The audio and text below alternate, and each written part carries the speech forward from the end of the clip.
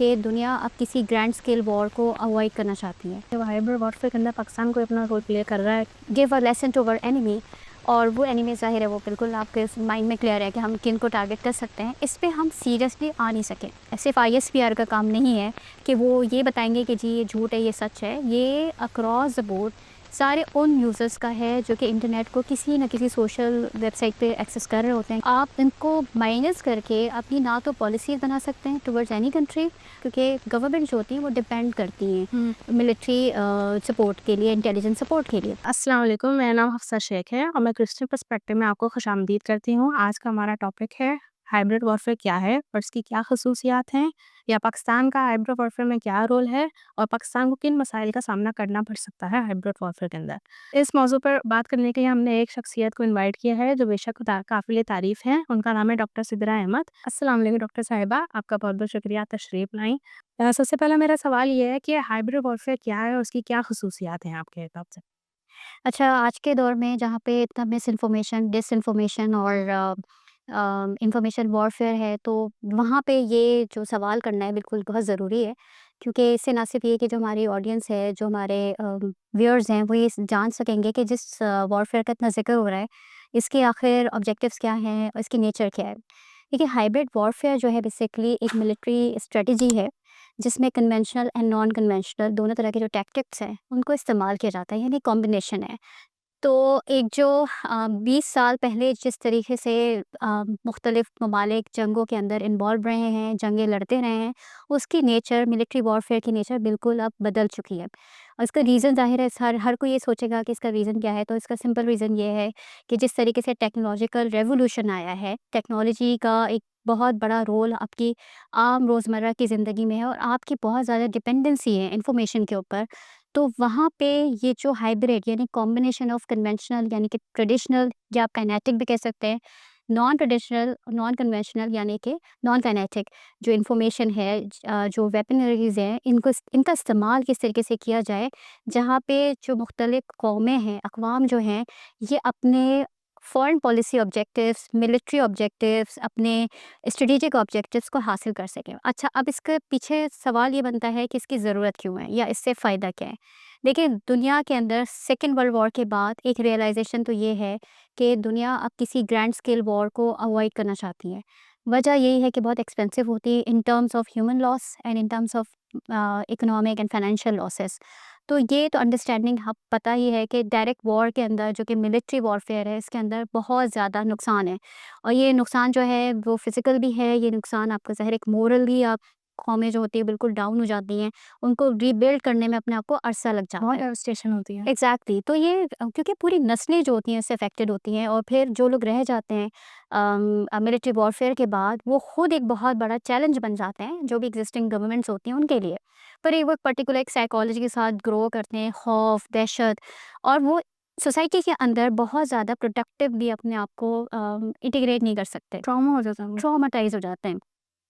तो अब ये अंडरस्टैंडिंग हम सेकेंड वर्ल्ड वॉर से, वहाँ से मैं इसलिए इसको ट्रेस करना चाह रही हूँ, क्योंकि जिस तरीके से यूरोप रीबिल्ड हुआ, उसके बाद एक इंफॉर्मेशन की जो फील्ड है, जिस तरीके से वहाँ पे एक रेवोल्यूशन आया है, और हमारी डिपेंडेंसी इंफॉर्मेशन के ऊपर ज़रूरत से ज़्यादा हो चुकी है। आज हम यहाँ पे भी जैसे बैठे हुए हैं, लेकिन हमारे पास हमारे फ़ोन मौजूद हैं। यानी आप कोई बड़ी सी बड़ी अहम चीज़ शायद साइड पे रख लें, लेकिन फ़ोन क्योंकि it's a source of information, urgent information, तो आपको लगता है कि ये मेरी कोई ऐसी शायद पोजेसन है जो हमेशा मेरे पास होनी चाहिए, और किसी एक टाइम पे हमारे सिग्नल्स का प्रॉब्लम हो या हमारे फ़ोन बैटरी का कोई मसला होता है, तो हमें शायद ये फ़ील होता है कि अब तो ज़िंदगी ख़त्म। इसके बाद हम अपने आप को बिल्कुल ही एलियन फ़ील करने लगते हैं, क्योंकि हमें कुछ पता नहीं चल रहा होता कि हमारे घर में क्या हो रहा है, इवन ये। और ये इतना बड़ा कंसर्न नहीं होना चाहिए क्योंकि जब ये सारे सहूलियत अवेलेबल नहीं थी, तब भी लोग आराम से अब ट्रैवल भी करते थे, घरों में देर से भी कॉन्टैक्ट करते थे। अब नेचर चेंज हो चुकी है, अब हम बहुत क्लोजली कनेक्टेड हैं। तो ये जो हाइब्रिड वॉरफेयर है, basically it's a war of information. It is all about using the information as a tool to guide और मिसगाइड द पीपल। और वो इसलिए इम्पोर्टेंट है क्योंकि इसमें खर्चा बहुत ही कम है। हुँ। आप जो कीबोर्ड वॉरियर्स की बात करते हैं, जो सर्टेन आइडियोलॉजी को लेके बैठते हैं, उसके ऊपर वो ज़बरदस्त किस्म की बड़ी इन्फ्लुएंशियल, बड़ी कैची ग्राफिक्स के साथ और आवाज़ के उतार-चढ़ाव के साथ जो है बैठ के बात कर रहे होते हैं। इनफैक्ट बहुत सारे लोग शायद ये भी कहें कि ये लोग भी हाइब्रिड वॉरफेयर के ही इस वक़्त जो है रोल हुँ। प्ले कर रहे हैं, क्योंकि we are also spreading some kind of information. और ये सारा का सारा पार्ट ये होता है कि आपको अंदाज़ा भी नहीं होता किस तरीके से मुख्तलिफ जो पॉलिटिकल स्टेक होल्डर्स होते हैं, जिनके अपने इंटरेस्ट होते हैं, वो नैरेटिव्स बिल्ड करते हैं। वो किस तरीके से सच को झूठ, झूठ को सच दिखा रहे होते हैं।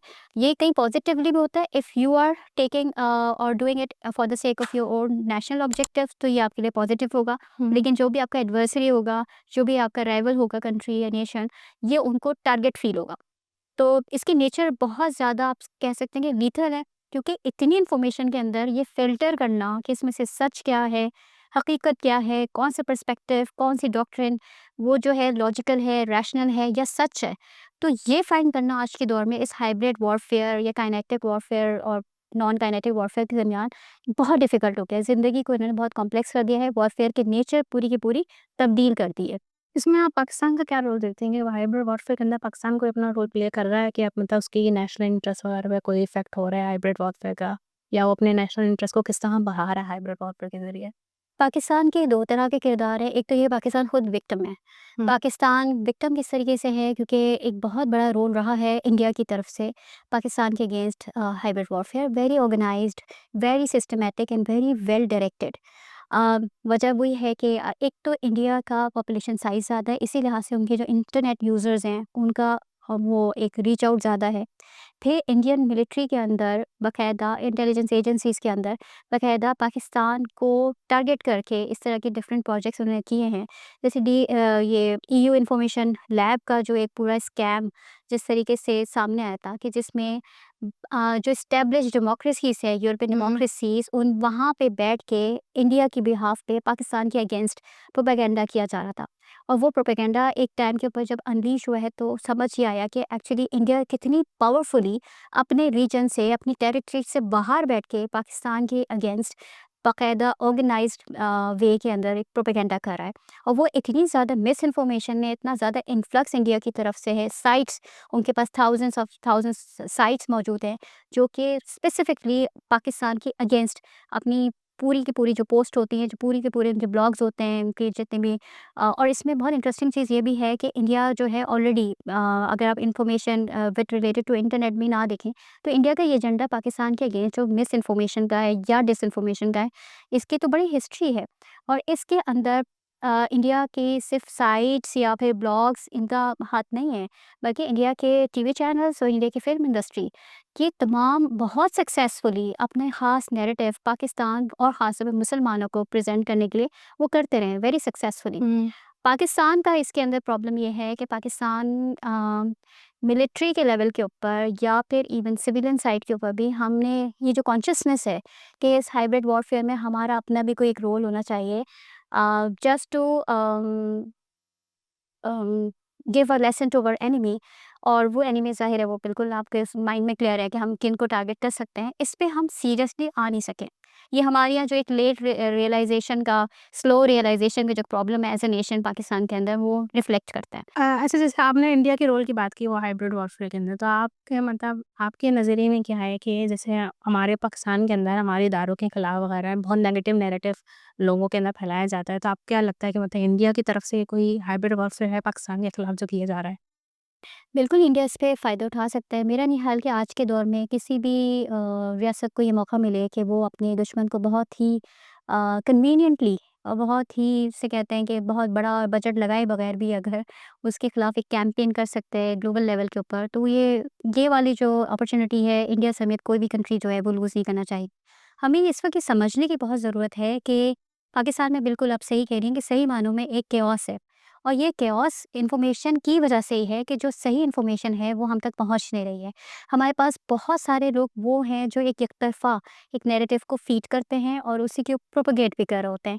और इसमें मसला कहाँ होता है कि जब उसको आप वेरीफ़ाई नहीं करते। क्योंकि सारा प्रॉब्लम यही है जिसकी वजह से हाइब्रिड वॉरफेयर सक्सेसफुल है, और मैं आपको नंबर ऑफ़ केसेस बता सकती हूँ कि दुनिया भर के अंदर, चाहे वो हिज़्बुल्लाह की तरफ से हो, चाहे वो यूएसए के अंदर हो, चाहे वो इंडिया की खुद तरफ हो, बहुत सक्सेसफुली इस्तेमाल किया है।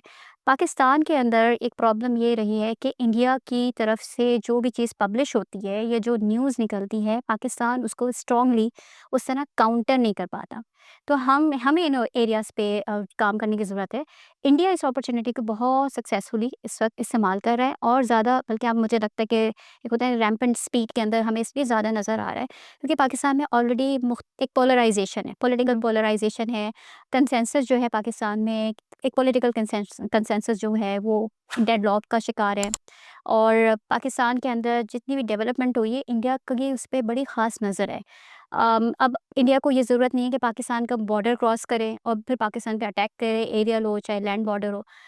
इंडिया जो है अपने जो कीबोर्ड वॉरियर्स हैं उनके थ्रू अपने इसी तरह के जो सेटअप्स हैं, जैसे मैं यूरोपियन यूनियन के अंदर, उन कंट्रीज़ के अंदर जो कि वो कंट्रीज़ हैं जहाँ पे इंफॉर्मेशन को प्रिंट होने या पब्लिश होने से पहले कई दफ़ा वेरीफाई किया जाता है। एडिटोरियल डेस्क की वहाँ पे एक बड़ी हुर्मत समझी जाती है। पाकिस्तान के खिलाफ कई साल वहाँ पे प्रोपेगेंडा होता रहा और उन्होंने इसे सरफ़े नज़र किया। तो ये आप समझ सकते हैं कि इंडिया का सिर्फ़ ये रोल नहीं रहा कि पाकिस्तान में डिफरेंट गवर्नमेंट्स को किस तरह से डिफेम किया जाए। पाकिस्तान की जो मिलिट्री है, पाकिस्तान की जो सबसे मज़बूत इदारे हैं, उनके साथ भी इंडिया अब उनके लिए एक सॉफ्ट टारगेट है, क्योंकि इंटरनली उनके बारे में लोगों की मुतनाज़ा कह लें या मुतफ़र्रिक़ राय मौजूद है। उस वो जो एक वीक पॉइंट होता है, उसको किस तरीके से पावरफुली, स्मार्टली आपको पिक करना है। It is all about pick and choose, कि आपको पता है कि कौन से ऐसे एरियाज़ हैं जिस पे आप अगर पिक करेंगे, हेडलाइंस बना देते हैं, पॉडकास्ट बना देते हैं, उसके ऊपर आपके पास जो आपने जो व्लॉग्स तैयार किए होते हैं, उसमें जो थंबनेल्स होते हैं, वो इस तरह के आप जब बनाते हैं, जो सेंसेशनल होते हैं, जो पाकिस्तान का एक बहुत ही और पाकिस्तान के मुख्तलिफ इदारों की जो एक डिफेमेशन का सबब बनते हैं। Indian public usually enjoy such content. अच्छा, वो एन्जॉय इसलिए करते हैं क्योंकि कॉन्स्पायरेसी थ्योरिस्ट होती है एक तरह एक तो ये रीज़न है, बिल्कुल आप सही कह रहे हैं कि इंसान की शायद नेचर के अंदर है कि उसके अंदर एक गॉसिपिंग और वो कॉन्स्पिरेसीज़ का इंटरेस्ट ज़्यादा होता है। लेकिन इंडिया ने इसमें काफ़ी अरसे काम किया है। यानी कि अगर आप उनके 1980s ऑनवर्ड्स जितनी भी उनकी फ़िल्म इंडस्ट्री के अंदर देख सकते हैं। इसके साथ उनके जो बड़े मीडिया चैनल्स हैं, जो प्राइवेट भी हैं, जो सरकारी भी हैं, उनके पाकिस्तान के हवाले से रिपोर्टिंग हमेशा बहुत ज़्यादा मुतनाज़िर रही है। उनके लिए तो एक बहुत ही सेलिंग ऑब्जेक्ट होगा कि पाकिस्तान के अंदर इदारों के ऊपर अगर अंदर से तनकीद हो रही है, तो हम किस तरीके से उनमें से अपने काम का मटीरियल या कंटेंट निकालते हैं और फिर उसको वो इतना ह्यूज करते हैं कि खुदा न खास्ता पाकिस्तान शायद खुदा न खास्ता डिसइंटीग्रेशन की तरफ है या सिविल वॉर की तरफ है। हम ये समझते हैं कि पाकिस्तान के अंदर बहुत सारे प्रॉब्लम्स हैं, इन्फॉर्मेशन या डिसइन्फॉर्मेशन के अलावा भी। लेकिन हमारा अभी भी बिलीफ है कि पाकिस्तान इंशाल्लाह राइज़ करेगा। ये हर जो कौम होती है, इसकी लाइफ में या हिस्ट्री में ऐसे अप्स एंड डाउन्स आते हैं। लेकिन ये सोचना कि आपने ये पर्सपेक्टिव मान लिया कि जो इंडिया हमारे बारे में कर रहा है या यूएसए हमारे बारे में बात कर रहा है, हम इसको चेक करने के बजाय इंटरनली क्यों नहीं वेरिफिकेशन की तरफ आते हैं। ना आपका क्या मतलब नज़रिया है कि इंडिया इतनी आसानी से अपनी इन्फॉर्मेशन के ज़रिए पाकिस्तान के अंदर या पाकिस्तान की आवाम के अंदर इस तरह नेगेटिव नैरेटिव बिल्ड कर देता है।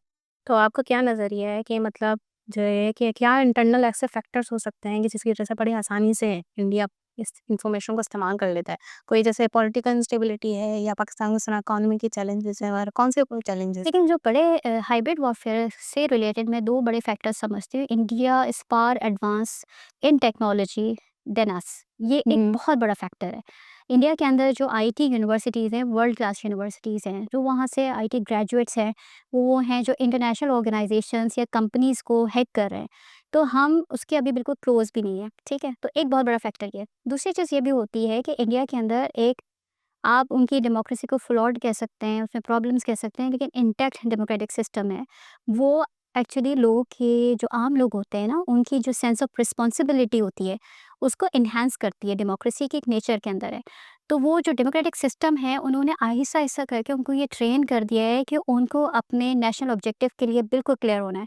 एंटी इंडिया कोई बात बर्दाश्त नहीं करनी और ये आपको आम इंडियंस जब पाकिस्तान से बाहर भी जब ट्रैवल करेंगे, तो आपको अंदाज़ा हो जाएगा कि पाकिस्तानी हर जगह पाकिस्तान की बुराई कर रहे होते हैं, इंडियंस कभी नहीं करते। उनको बहुत मोहब्बत है उनको प्रोजेक्ट। बहुत मोहब्बत, they are very loyal and they are very vocal as well. तो वो जब बात करते हैं तो आपको शायद लगेगा कि India is like a heaven. They do have such problem that we have in Pakistan. वही अनएम्प्लॉयमेंट है, वही गुर्बत है, वही सारा जेंडर बेस्ड इश्यूज़ हैं। इकोनॉमी जो है वो भी थ्राइविंग इकोनॉमी है, एक स्ट्रगल के बाद अभी स्टेबल हुई है। सारे इश्यूज़ के बावजूद इंडियन जो मीडिया है, इंडियन एजुकेशन सिस्टम है, इंडियन सोसाइटी है, वो एक पॉइंट पे यूनाइटेड है, मुत्तहिद है कि एंटी इंडिया नैरेटिव्स को किस तरीके से ख़त्म करना है।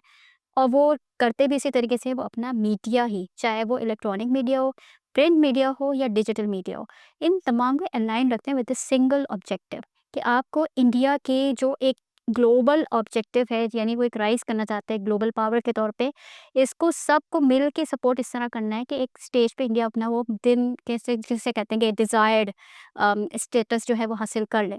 हम हमारी ये कोताह नज़री समझें या हमारी समझदारी में थोड़ी कमी है कि हमारी जो एजुकेटेड क्लास है, वो ज़्यादा कन्वीनिएंटली प्रोपेगेंडे का शिकार हो जाती है। हालाँकि ये बीइंग एजुकेटेड पर्सन, ये हमारी ज़्यादा ज़िम्मेदारी है कि हम वेरीफ़ाई करें और सारे उन लोगों तक भी पहुँचाएँ कि जो इस प्रोपेगेंडे को सच मान रहे हैं, जो इंडिया की तरफ से ट्रिगर किया गया है या फिर इनिशिएट किया गया है। तो हमें जब मैं सारी ऑडियंस को ये मशवरा देना चाहूँगी कि बहुत सारी इन्फॉर्मेशन ऐसी है जिसको हम सच मानते हैं, लेकिन जब हम इसका सोर्स चेक करते हैं तो वो किसी न किसी इंडियन आईपी एड्रेस के तहत जो है वो सर्कुलेट हो रही होती है। तो इस पे बड़ा कॉन्शियस होना चाहिए कि इसकी सोर्स क्या है खबर की। जब भी आप किसी मीडिया ऑर्गेनाइज़ेशन के साथ कोई मीटिंग करेंगे तो आपको अंदाज़ा होगा कि उनके पास दिन भर में, उनके पास जो कि खबर जिसको कहते हैं ना खबर की नगरी होती है मीडिया हाउसेस, उनके पास दिन भर में व्हाट्सएप के ऊपर ही कितनी फेक न्यूज़ होती हैं, जिसमें से उनको जो प्ले करनी होती है, ऑन एयर करनी होती है, तो वो कहते हैं, मतलब अक्सर मेरी बात होती है, जैसे मज़हर अब्बास साहब वगैरह से इनसे मुलाकात रहती है, तो ये कहते हैं कि हमारे खुद मुश्किल हो जाता है वेरीफ़ाई करना कि कौन-सा सोर्स ऑथेंटिक है, कौन-सा नहीं। तो ये होती है हाइब्रिड वॉरफेयर जो एक शदीद किस्म की कन्फ्यूजन पैदा करती है। इतनी इन्फॉर्मेशन वगैरह आ रही है तो उसमें वेरिफिकेशन बहुत ज़रूरत है। बहुत ज़रूरत है। तो अब इसके मुख्तलिफ़ मैकेनिज़म्स हैं, इसके अंदर ये है कि जितने भी आईपी एड्रेसेस रहेंगे तो ज़ाहिर है जो गवर्नमेंट ने इसके लिए पीटीए और पेमरा, इस तरह की जो ऑर्गनाइज़ेशंस हैं, इस तरह की जो पॉलिसी मेकिंग हो रही होती है, ये उसके एक पूरा फ्रेमवर्क है जिसके अंदर वो उसको मॉनिटर भी करते हैं, रेगुलराइज़ भी करते हैं। लेकिन मसला ये है कि इंटरनेट या डिजिटल इन्फॉर्मेशन को रोकना किसी भी नेशन के लिए आज के ज़माने में बहुत मुश्किल है।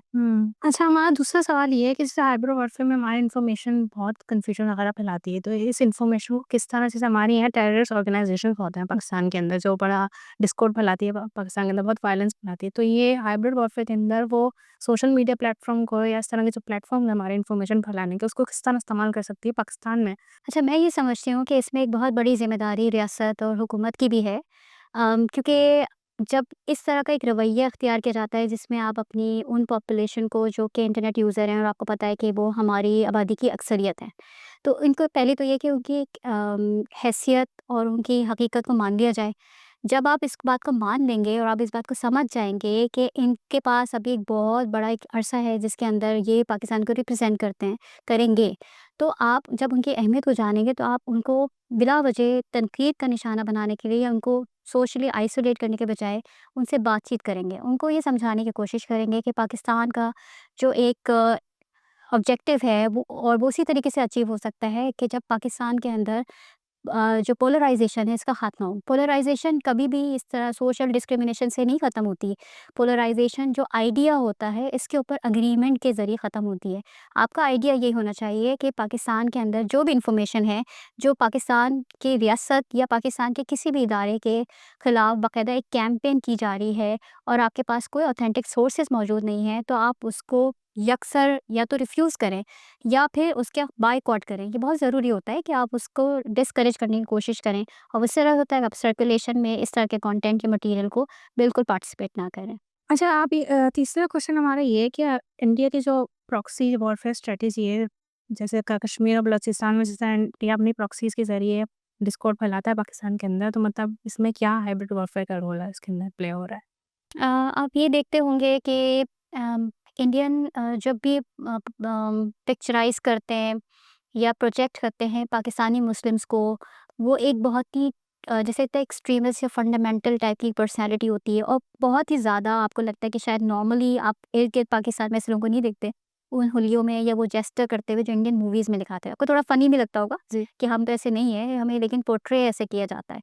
अब वो इतना ज़्यादा इंटीग्रेटेड है, अब किसी भी इंडियन वेबसाइट मतलब आप किसी भी पाकिस्तानी व्लॉग जो कि हमारी नॉर्दर्न एरियाज़ वगैरह में जाते हैं और इंटरनेशनल जो टूरिस्ट आते हैं, वो कहते हैं कि हमें पता नहीं था पाकिस्तान की खूबसूरत जगह है, लोग इतने हॉस्पिटेबल हैं। नीचे आप कमेंट्स पढ़ा करें तो इंडियंस होते हैं वो बड़े हैरान होते हैं कि पाकिस्तान के अंदर जो है ब्यूटी भी है, पाकिस्तान के अंदर लोगों के लिए वार्मनेस भी है, एक्सेप्टेंस भी है, अगर फॉरेनर्स आ रहे हैं तो उनको बहुत अच्छी तरीके से वेलकम किया जा रहा है। तो मैं ऐसे कमेंट्स पढ़ के मुझे यकीन हो जाता है कि इंडिया जो है बहुत सक्सेसफुली पाकिस्तानियों के हवाले से, पाकिस्तान की सिर्फ गवर्नमेंट ये इदारे नहीं, आम पाकिस्तानी जैसे आप हैं, जैसे मैं हूँ, हमारे हवाले से बहुत ही स्ट्रॉन्ग पर्सपेक्टिव डेवलप कर चुका है। अब उसको ब्रेक करने के लिए या उसको चैलेंज करने के लिए हम क्या काम कर रहे हैं, ये हमारा काम। जैसे आप अभी से बहुत एक नोबल जॉब कर रही हैं कि एक पाकिस्तान का एक सही पर्सपेक्टिव, एक यंग, एक ऐसी पर्सनैलिटी जो कंसर्न्ड है इस हवाले से कि भाई पाकिस्तान को किस तरीके से प्रेजेंट किया जा रहा है इंटरनेशनली। तो इसके अंदर ये एक छोटा सा कंट्रीब्यूशन ही है, लेकिन यह काम हो रहा है। पाकिस्तान में शायद वही वाली बात थी कि लेट या स्लो रियलाइजेशन है, तो वो सिर्फ़ मिलिट्री का काम नहीं रहा है या सिर्फ़ आईएसपीआर का काम नहीं है कि वो ये बताएँगे कि जी ये झूठ है, ये सच है। ये अक्रॉस द बोर्ड सारे उन यूज़र्स का है जो कि इंटरनेट को किसी न किसी सोशल वेबसाइट पे एक्सेस कर रहे होते हैं, किसी भी ऐप पे एक्सेस करते हैं। वहाँ पे वो कोशिश करें, ये एक कॉन्शियस होता है ना आपका एफ़र्ट, कि जिसमें आप ये कोशिश करें कि आप मायूसी फैलाने वाले, नफ़रत फैलाने वाले, पोलराइज़ेशन की तरफ ले जाने वाले जो कंटेंट है, कोशिश करें कि जितनी भी अर्ज हो लेकिन उसको शेयर ना करें, फॉरवर्ड ना करें। और इसके अंदर अगर आपको बहुत लगता है कि ऑथेंटिक कोई चीज़ इस पे बात होनी चाहिए, तो प्लीज़ उसका सोर्स देख लें। अच्छा, मेरा आखिरी सवाल आपके साथ ये है कि जैसे मिलिट्री भी हमारे पाकिस्तान के अंदर बहुत अहमियत रखती है। बिल्कुल। तो हाइब्रिड वॉरफेयर को काउंटर करने के लिए मिलिट्री और सिविलियन एस्टेब्लिशमेंट का मतलब रिलेशनशिप ज़रूरी है, इम्पोर्टेंट है इसको काउंटर करने में? बिल्कुल, पाकिस्तान क्योंकि एक सिक्योरिटी स्टेट है और इसका रीज़न ये है कि पाकिस्तान की जिस तरीके से फ़ॉर्मेशन हुई है, पाकिस्तान एक आइडियोलॉजिकल स्टेट है। जितनी भी दुनिया के अंदर आइडियोलॉजिकल स्टेट हैं, वो हमेशा वल्नरेबल स्टेट में ही रहती हैं, क्योंकि जो ऑपोज़िट आइडियोलॉजी होती है, वो हमेशा इसके साथ क्लैश करती है। आप चाहे इसके अंदर कम्युनिज़्म एंड कैपिटलिस्ट ब्लॉक की भी मिसाल ले सकते हैं कि ये जो रिफ्ट है, ये ख़त्म नहीं होता ना, क्योंकि it is in your mind. तो आइडियोलॉजिकल स्टेट के जो बड़े चैलेंजेस के अंदर ये चैलेंज भी होता है कि वो किस तरह से अपनी एक आइडेंटिटी को मेंटेन करते हैं। अब पाकिस्तान के जो सवाल क्या था? भूल गई। Military civil okay. Relationships important है यानी आपको तो नज़र ही। इस वजह से पाकिस्तान के अंदर मिलिट्री का एक हमेशा से ख़ास रोल रहा है और फिर पाकिस्तान दुनिया की 7वीं न्यूक्लियर पावर भी है। वो एक बहुत ही ज़िम्मेदाराना पाकिस्तान एक रोल अपना परफ़ॉर्म कर रहा है। हमारे जिसको कहते हैं कि ऑथेंटिक और बिल्कुल एक सेफ़ न्यूक्लियर हमारे पावर प्रोजेक्ट है। तो इस तमाम रियलिटीज़ को देखते हुए आप मिलिट्री की अहमियत को नज़रअंदाज नहीं कर सकते। ये तो हमारे एक इंटीग्रल एक ऐसा एरिया है जिस पे हमेशा हमें एक स्टैंड लेने की ज़रूरत है। और पाकिस्तान की जो अवाम है, ये शुरू दिन से आज तक जो हमारे रियासत की दिफ़ा करने वाले जितने भी इदारे हैं, उनके साथ हमेशा खड़ी रही है। उनकी ना सिर्फ़ खड़ी रही है बल्कि उनकी इज़्ज़त और उनका जो वक़ार है इसकी हमेशा डिफ़ेंड करते रही है। तो ये तो वो चीज़ें जो कि अनक्वेश्चनेबल है।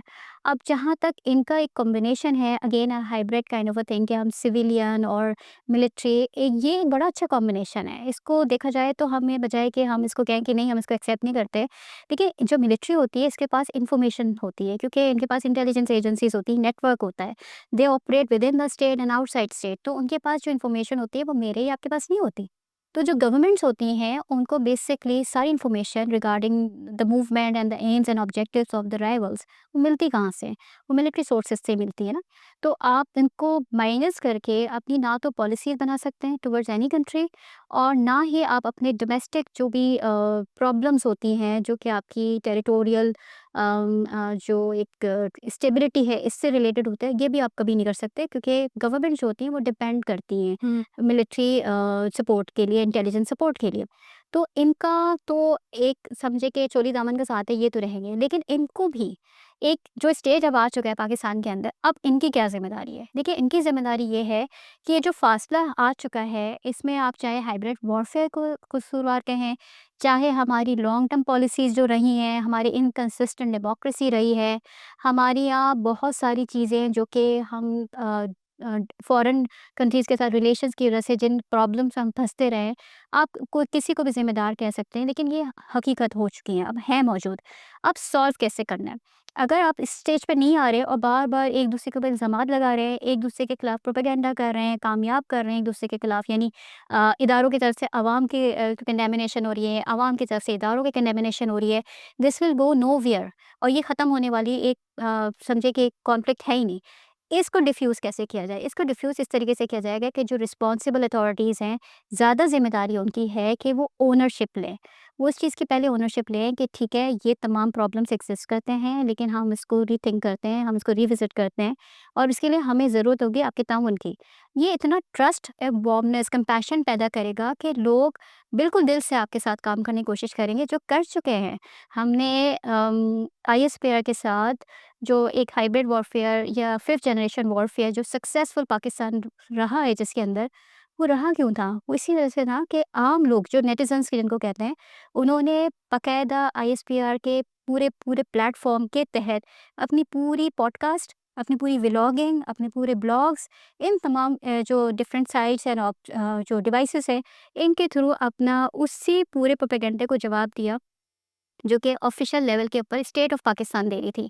अब दरमियान आ गए खलीज। वो लोग जो आपके लिए वॉलंटियर कर रहे थे, कुछ पैसा तो नहीं मिल रहा था ना, वॉलंटियर कर रहे थे। अब आप उन्हीं को कह रहे हैं कि आप शायद सही रास्ते पे नहीं हैं। आपका सिर्फ़ काम ये है कि उनको दोबारा से ओन करें, उनके अंदर ट्रस्ट पैदा करें, उनको बताएँ कि आप इंतहाई ज़रूरी हैं, आपके सपोर्ट के बगैर यानी अवाम के सपोर्ट के बगैर पाकिस्तान का कोई भी विज़न जो है वो अधूरा है। अच्छा, आप हमारे चैनल के ज़रिए अगर आप यूथ को कोई मैसेज देना चाहेंगे तो आप क्या देंगी? देखिए, यूथ को मैं मैसेज ये देना चाहूँगी कि इन्फॉर्मेशन एक रिस्पॉन्सिबिलिटी है अच्छा। और ख़ास तौर पे हम जिस मज़हब के मानने वाले हैं, वहाँ पे सच बात को एक बहुत ही प्राइम पोज़ीशन यानी आपके जो ईमान की जजमेंट होगी, वो इसी पे होगी कि आप सच बात कहने की हिम्मत रखते हैं। बेशक। अब सच बात कहने की हिम्मत वो लोग भी कहते हैं कि जो प्रोपेगेंडा कर रहे होते हैं कि हम तो सच दिखा रहे हैं। लेकिन उसको जब आप वेरीफ़ाई करते हैं तो उसमें से बहुत सारी जो इन्फॉर्मेशन होती है वो बिल्कुल गलत होती है या तो फ़ेक होती है, मैनिपुलेटेड होती है, ट्विस्टेड होती है या कि जिसके अंदर इंटेंशनल झूठ शामिल किया जाता है, मिक्स किया जाता है ना, इसको मिक्स इन्फॉर्मेशन जिसको कहते हैं। तो पहली जो रिस्पॉन्सिबिलिटी है, जो मैं अभी पहले भी कह चुकी हूँ कि जितनी भी आप जो चीज़ भी एक्सेस करें इन्फॉर्मेशन को और ये पूरे दिन में हम कई घंटे लगाते हैं जिसमें हम डिफरेंट इन्फॉर्मेशन एक्सेस करते हैं। कुछ चीज़ें आपकी स्टेट से रिलेटेड होती हैं, कुछ चीज़ आपकी सोशल लाइफ से होती हैं। मेरा वैसे एक मैसेज यहाँ पे ये भी होगा कि हम अगर पॉलिटिक्स या रियासती इदारों या और इदारों के बारे में बात नहीं करते तो हम बहुत सारा झूठ या बहुत सारी गलत बयानी अपने जो सोशल पर्सनैलिटीज़ होती हैं, ऑफ़िशियल पर्सनैलिटीज़ होती हैं या इवन शोबिज़ से ताल्लुक़ रखने वाले लोग होते हैं, उनके बारे में भी हम बहुत गलत इन्फॉर्मेशन का हिस्सा बनते हैं। तो इसको बहुत केयरफुली देखना चाहिए कि हम जो भी स्प्रेड कर रहे हैं, हम उसके रिस्पॉन्सिबल हैं और आखिर में उसका आंसरेबल भी हैं। तो मेरा मैसेज तो ये होगा कि इस बारे में बड़े मोहतात रहें कि आपकी ज़ुबान से या अंदाज़ से कोई किसी को नुकसान ना पहुँचे। बेशक एज़ अ यूथ हमें भी रियलाइज़ करना चाहिए कि इन्फॉर्मेशन बहुत इंपॉर्टेंट चीज़ है, तो हम इसका बिल्कुल अच्छी तरीके से इस्तेमाल करें, पॉजिटिव वे में इस्तेमाल करें। बिल्कुल। बहुत-बहुत शुक्रिया डॉक्टर साहिबा, आपने अपना टाइम दिया और आज आपका के बहुत लिए शुक्रिया। ये थी हमारी गुफ्तगू। इंशाल्लाह अगले पॉडकास्ट में किसी अहम मौज़ू या किसी अहम दिलचस्प मौज़ू के साथ आपके साथ बात होगी। इंशाल्लाह, अल्लाह हाफ़िज़।